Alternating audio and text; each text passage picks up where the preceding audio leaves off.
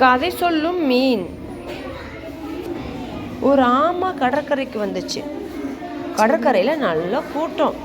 இந்த ஆமையும் வேடிக்கை பார்த்துட்டே இருந்துட்டு அப்புறமா கடலுக்குள்ளே போணுச்சு. கடலுக்கு போனதும் அங்கே இருந்த மீன்லாம் ஆமைக்கிட்டே கேட்டுச்சு, இன்னைக்கு என்ன பார்த்தீங்க அப்படின்னு. அதுக்கு ஆமை சொல்லுச்சு, இன்னைக்கு நல்ல கூட்டம். ஒரு தாத்தா பலூன் வித்தாரு. ஒரு குட்டி பாப்பா கடற்கரையில் விளையாண்டுட்டு இருந்தா. அவங்க அம்மாட்ட எனக்கு பலூன் வேணும் பலூன் வேணும் அப்படின்னு அடம் பிடிச்சிட்டே இருந்தா. குட்டி மீன் இதை கேட்டுட்டு, எனக்கும் ஒரு ஆசை இருக்கு, நானும் கரைக்கு வரணும், சுற்றி பார்க்கணும் அப்படின்னு சொன்னுச்சு. உன்னால எப்படி முடியும், நீ தான் வெளியே வந்தால் மூச்சு விட முடியாது அப்படின்னு ஆமை சொன்னிச்சு.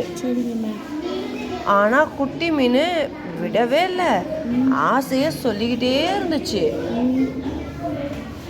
சரி, கவின் வருவான், நான் கேட்டு பார்க்குறேன் அப்படின்னு ஆமை சொன்னிச்சு.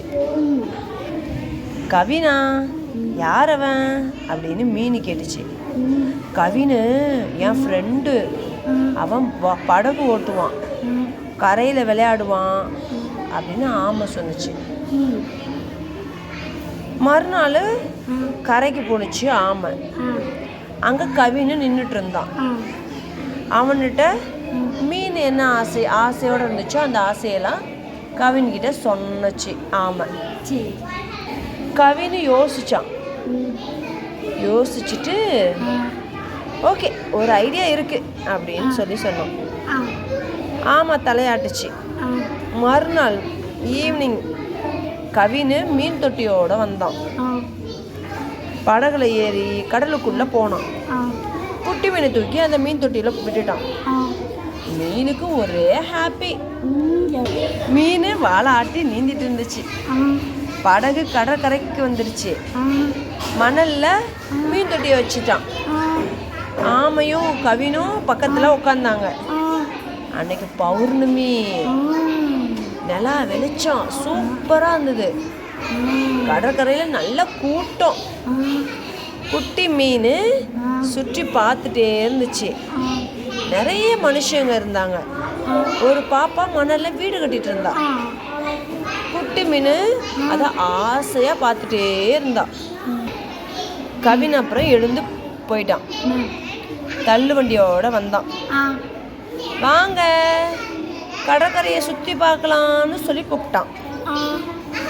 தள்ளு வண்டியில் மீன் தொட்டி எடுத்து வச்சுட்டு ஆமையும் தூக்கி வச்சான். வண்டியை தள்ளிட்டே போனான். சுற்றி பார்த்துட்டே எல்லாரும் போனாங்க. நேரமாச்சு, போகலாமா அப்படின்னு ஆமை கேட்டுச்சு.